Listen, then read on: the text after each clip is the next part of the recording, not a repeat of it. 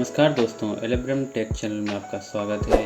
ये KW मांजा stand fan fully plastic body है जो कि मैंने अमेज़ॉन से ऑर्डर किया था।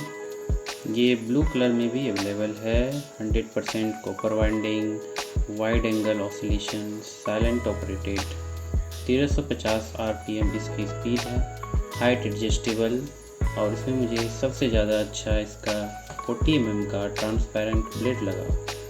अगर ये वीडियो पसंद आए तो लाइक कीजिए, चैनल को सब्सक्राइब कीजिए और ये आपको ₹2000 मिलेगा।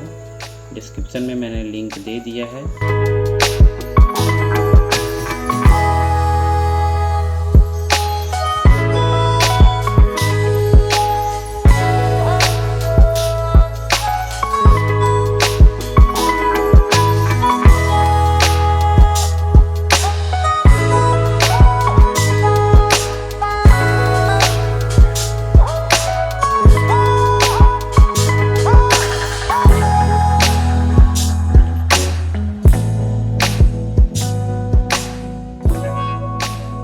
तो चलिए इसको इंस्टॉल करते हैं।